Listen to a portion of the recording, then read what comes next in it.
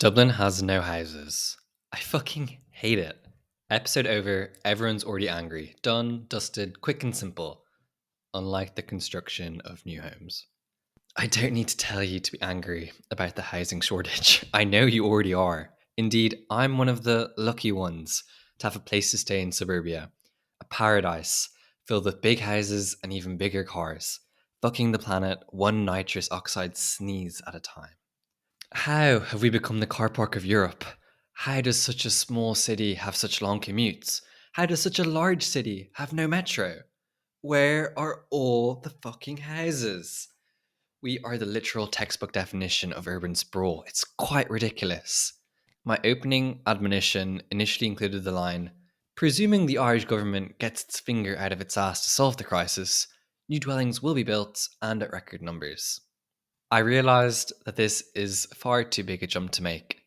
When it comes to housing, we cannot simply assume any Irish government will be able to meaningfully solve this issue, despite what they may say on a debate stage. Credit given where credit is due. It's just fair, you know? I am still waiting for units to be delivered. We are still waiting for units to be delivered. And it is understandable that everyone is angry at what we don't have.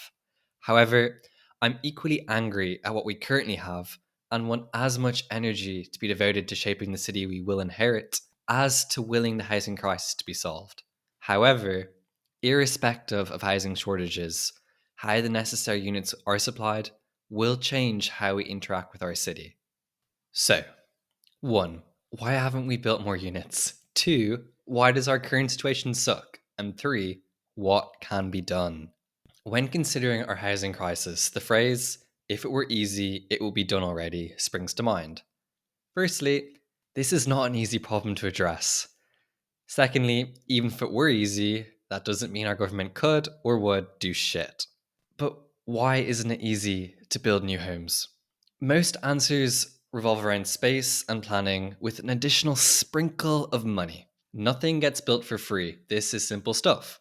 People must be paid and people must profit. But in Western countries, whilst there are many people who are happy to profit, there are not enough people who would like to be paid. We have forgotten how to build. Even when there are enough people, materials, and capital to succeed, a second hurdle stands in our way: archaic planning laws. In Dublin, we can't build upwards. My right to lie trumps your right to live. Preservation of our iconic two-story skyline has been deemed more important than modernization. Ironic, given that no one is able to appreciate it from their top floor window. We must both preserve and modernize. Yes, historic centres are worth keeping, but they weren't always historic. They were built once upon a time, usually on top of something else, only capable of existing thanks to their predecessors' removal. Dublin is a city to be lived in, not an antique in a museum. If we refuse to build, our city will be confined to history. And yet, even if most people agree, one well placed judicial review can delay the delivery of many homes. These delays hark back to the first issue: money. But money doesn't feel like the biggest issue we face. Indeed, us fortunate sons who occupy Dublin's housing stock have become veritable millionaires. We lack the space to build. The M50 isn't Dublin's biggest car park, but it certainly bounds it. There is no space left. Our sprawling suburbs subsume us, having turned all the low hanging fruit into housing estates in the 60s. They beckon us and they push us out far beyond the Pale itself. I recently learned that despite occupying a spot within the M50, my manor actually would have been beyond the Pale, which has been a shock to my South Dublin system. Apparently, I'm a culture too, within the M50, yet beyond the Pale. What a grim existence. Whenever a plot does open up in paradise, it usually is met by a chorus of NIMBYs who sing as beautifully as the church choirs that they're inevitably a part of. If you choke supply whilst demand remains high, you don't have to be an economist to realize what happens next. New and old alike, all dwellings have become rather appealing investments. The haves and have nots of home ownership has led to a stark inequality in generational wealth. Since when did homes become investments? Are they a place to live or a place to profit? Some say it can be both. I'm skeptical. I'm not against being a member of our hashtag renting generation, but it needs to be affordable, available, social, not privatized, limited, owned by vultures and cuckoos. Humans need homes, birds don't. And what happens when this bubble pops? Last time, we paid to cover their asses. This time, we won't just eat their cake. We'll eat the whole body too, I digress. NIMBYism has enabled existing house prices to soar whilst refusing to let new people in. We're priced out, locked out, moved out. The ladders have been pulled up, the drawbridge is raised, the ivory towers as insurmountable as ever. Wow, what young people face sounds depressing. You're right, Mum. It is. But I haven't even got to the best part. Even if all the suburban oldies died off and houses became available, why would anyone want to live here? Dublin sucks. What a dismal inheritance. I find Dublin to be lacking. I also find it to be abundant. Lacking in places I want to live, abundant in places I don't.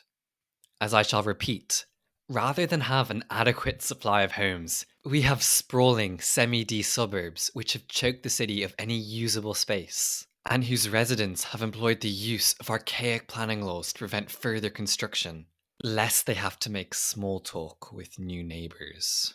Ugh. Suburbs weren't designed to suck, their crafters weren't malevolent, though the maze-like structure of certain housing estates would be better suited as a home to Pac-Man rather than a human.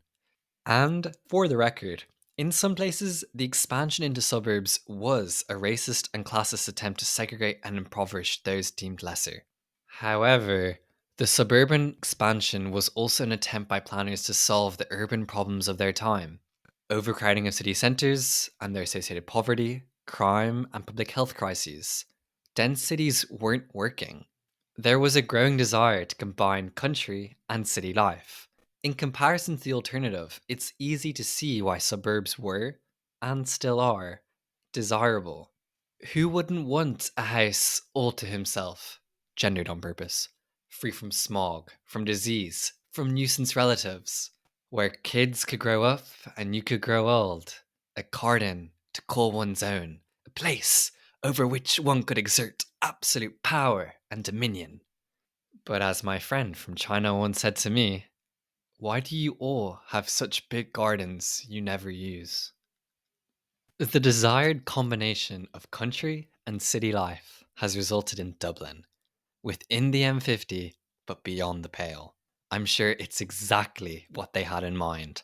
A sprawling mess that requires cars whose owners have terrifying commutes, and large houses that are hard to heat and may become hard to cool. Suburbs are boring, snoring, lifeless communities. Suburbs are expensive, bad for the environment, bad for youth, and arguably bad for the soul. This wasn't intentional, but all designs have consequences. American suburbia takes this to the extreme. They were designed with the assumption that cities and economies would always grow. Spoiler, they don't. Suburbs are expensive. The farther we spread out, the more pipes, roads, wires, and cables we need. These cost. American cities are realizing this, having forgotten the issue of maintenance during design, or rather, chosen to ignore it. Land taxes can no longer support the necessary infrastructure. What's more, the farther we spread out, the more dependent we are on our cars, and the less we can rely on public transport. More space means larger homes.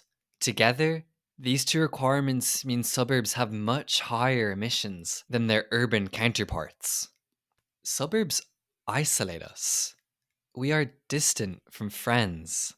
Single use zoning means we are further from restaurants, shops, pubs, cafes, all which could easily be integrated into their neighbourhoods rather than being distinct from them. As I said earlier, the only thing left to do is boring snoring. There are rows and rows and rows of identical large houses which only serve one demographic. They exclude anyone who want to live on their own or couples. We can't remain in our communities unless we stay with our parents or share, often with strangers. When we grow old and think about downsizing, again, we will be forced to move. I won't claim that Dublin suburbs are equivalent to the American Frankenstein monster, but parallels can be drawn. So, what city do you want to live in? It's almost a stupid question, a fairy tale, not grounded in reality. It's not about what city I want to live in, it's about the city I actually live in, however precariously. But if you could live anywhere in the world, where would it be? London? Paris? New York? Tokyo? Like many, and I would argue that the mere existence of metropoles is proof that they are attractive to live in, as their size demonstrates that there must be an inherent demand to live there. I'm attracted to the world's biggest urban centres. Bias identified and confirmed. But I reckon most of you are too. The constant cycle of Irish youthful emigre further highlights the allure of far flung places. Why do I want to live there? I want to have tons of restaurants a mere walk or cycle away. I want to be able to go anywhere with quick, reliable, cheap transport. I want to be able to play sports and watch sports and go to concerts and galleries, not allergies and museums, and hang out with my friends. Nightclubs, cafes, wherever I want, whenever I want. I also want a lifestyle that is sustainable without seeming like a sacrifice. I want to be near my friends, and Sai, apparently, they want to be near jobs. Major cities offer this life. Dublin does not. Cities work. They are arguably our greatest invention. They changed how we interact with each other, enabling democracies to flourish and ideas to spread. We live longer in cities. Cities are both bastions of culture and economic output. Specifically, dense cities work.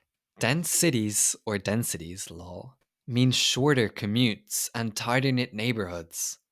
Density enables public transport that can compete with cars in terms of convenience, but outcompete them in terms of price and carbon emissions.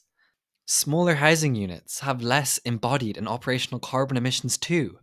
Density means sustainability, which cannot be said for its suburban and rural counterparts. Density makes it cheaper to deliver broadband, roads, sewage, water, electricity, public transport. Density provides the population base needed for restaurants, live events, culture.